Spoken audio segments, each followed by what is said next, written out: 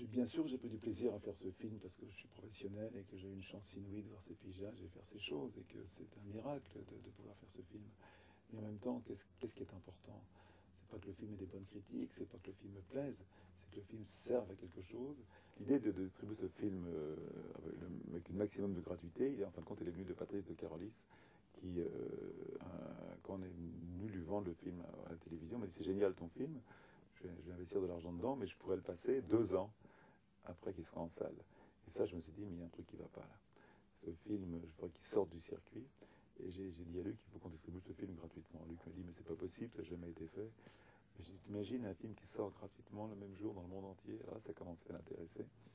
Et ça l'a amusé, je pense. Et puis, on a eu la chance formidable de trouver François-Henri Pinault qui a dit oui tout de suite sur un projet.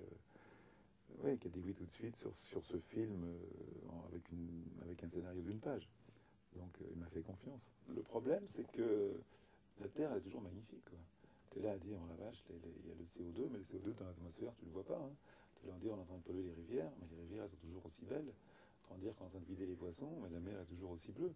Donc quelque part, ce qui est en train de se passer, on ne le voit pas. Même la biodiversité qui disparaît, on est en train de te parler quand même de la 6e extinction du vivant. C'est quand même dont tu fais partie et je fais partie. C'est assez fascinant et on regarde ça comme un article dans un journal, comme un peu comme un film de science-fiction, comme si on n'était pas touché. Mais la 6e extinction, c'est nous. Et l'idée, dans ce film, c'est de faire comprendre que c'est nous, quoi, que quand ce qui se passe en Brésil avec le soja, ce qui se passe avec l'huile de palme, ce qui se passe avec les poissons, c'est nous, quelque part, il va y avoir un retour, qu'il y a un équilibre qui s'est fait sur la Terre pendant des milliards d'années, qu'on est en train de le casser. Bien sûr, on vit encore très bien, mais obligatoirement, il va se passer quelque chose. C'est ce que tous les scientifiques disent. C'est pas, et moi, je ne suis que je répète ce que me disent les gens auxquels je crois, que ce sont des gens qui savent, qui ont étudié. En tout, il y a une chose qui est vraie sur ce film, c'est que j'ai fait le film que je voulais. J'ai eu aucune pression, personne m'a dit mais pas ci, fais pas ça, dis pas ci, dis pas ça.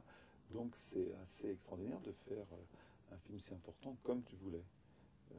J'ai fait aucune concession, donc ça c'est génial. Et en fin de compte, le nom s'est bien posé et bien resté, ce qui montre que c'était un beau titre. Voilà, c'est tellement symbolique.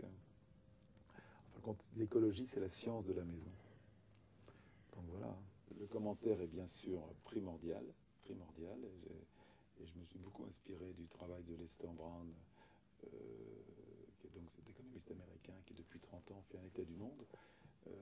Alors ça nous a aidé un petit peu, puis on a beaucoup travaillé avec la fameuse Isabelle Delannoy, avec qui je travaille depuis longtemps, et on s'entend bien, et on est vraiment sur la même longueur d'onde. Euh, et la musique, bon, c'est mon copain Armand, donc j'ai rien à dire. La musique d'Armand, j'espère qu'elle sera magnifique. Le problème que j'ai avec Armand et qui m'embête, c'est que c'est un film un peu bavard, parce qu'on dit beaucoup de choses. Alors Armand, il a accepté d'ailleurs, il a compris que c'était un film où il fallait qu'on dise des choses et qu'il aurait peut-être un peu du mal à faire une grande musique qui allait durer longtemps. Voilà, c'est l'esprit du film. Et la musique, d'abord, Armand et moi, on est très proches, on est comme frères, et puis des frères qui s'aiment. Donc j'adore la musique d'Armand, je pense que c'est un des plus grands musiciens français, peut-être du monde. En tout cas, c'est le meilleur ami du monde pour moi. Et j'avais envie d'avoir la musique du monde. Et Armand est vraiment un spécialiste des voix du monde, il connaît très bien ça. Donc cette musique, j'avais envie, ce mélange de musique du monde, j'avais envie de ça. Et puis voilà. Et puis d'abord, c'est important moi, je ne peux que travailler avec des gens que j'aime.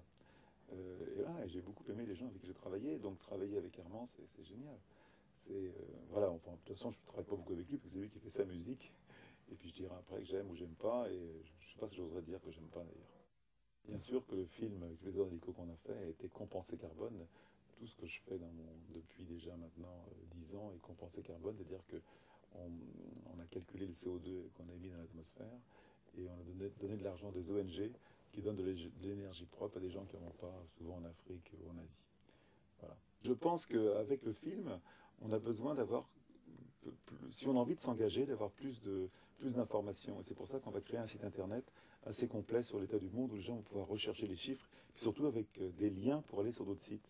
Puis peut-être un petit bouquin aussi en papier recyclé avec beaucoup plus d'informations. Non pas le livre du film, mais le plus du film, parce qu'on n'a pas pu dire dans le film. Moi, je crois que le meilleur souvenir, c'est le souvenir qui est devant quand le film va sortir. Et j'espère que ça va être un bon souvenir, que le film va être... Moi, les bons souvenirs, c'est quand je montre mes photos à une école, dans une école. Et ça, pour moi, c'est toujours le meilleur souvenir. J'espère que mon meilleur souvenir, c'est quand je vais montrer le film à des enfants. Et, et de toute façon, j'aime les gens. Moi, de toute façon, je fais ce film pour les gens. Et c'est vrai que quand on est dans le ciel, très long, on vole, on est loin des gens. Et quand on s'arrête, et que surtout quand on a la chance de faire le plein dans des petits villages, j'adore parler avec les gens, aller dans les bistrots, et puis écouter les gens. En même temps, c'est ça la vie, hein. C'est l'échange et d'essayer de comprendre comment ça se passe. Et on a toujours un peu une idée préconçue, nous, dans des pays riches, oui. On est là, d'aller dans ces pays-là pour donner des leçons. Et Dieu sait qu'on n'a pas à en donner. Et simplement d'avoir essayer les gens pour mieux comprendre, pour échanger. Avec le recul, c'est ce que me disait ma femme l'autre jour, j'ai passé 2 ans, moi, dans mon film, c'est-à-dire que j'étais pas disponible pour rien d'autre. J'étais dans le film, c'est-à-dire que j'étais en train de créer ma fondation, il y avait 6 milliards d'autres, il y avait mes émissions de télé, mais j'étais dans mon film. Et même quand j'étais en tournage pour France 2, enfin quand j'étais là à écrire, à réfléchir à mon film, j'étais ailleurs. Et là, je suis revenu sur Terre depuis qu'on depuis qu'on a bouclé. Et c'est vrai que j'ai été pendant 2 ans vraiment ailleurs, obsédé par ce film, dormant mal, me réveillant la nuit pour prendre des notes et me faisant insulter par ma femme. Mais il y avait une espèce d'obsession d'aller au bout de ce film et de bien faire les choses. Et c'est vrai que je pense que c'est normal. On ne peut pas faire un film comme ça si on n'est pas à 150% dedans. Quand on a l'hélicoptère, l'autorisation et la belle lumière, je suis fou de joie. En fin de compte, j'adore mon métier, j'adore voler et je le sais.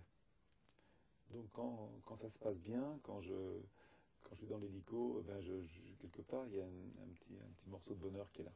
Donc j'en profite.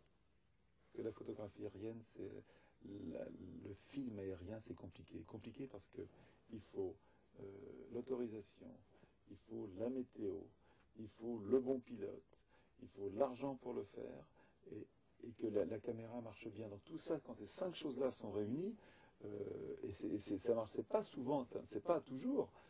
Quand tout est là, ben, c'est parti, il faut le faire. C'est pour ça d'ailleurs qu'il y a très peu de films qui ont été faits ou très peu de photographies aériennes qui sont faites parce que c'est compliqué, c'est beaucoup plus compliqué qu'on croit. Moi, ce que j'aurais envie à la fin de son film, c'est que les gens disent ben voilà, j'ai envie de m'engager, j'ai envie de faire quelque chose. J'ai envie non seulement de changer ma vie, mais d'aider. Parce que tout ce qui va arriver, on aura besoin de partager. Et le partage, c'est beaucoup d'amour.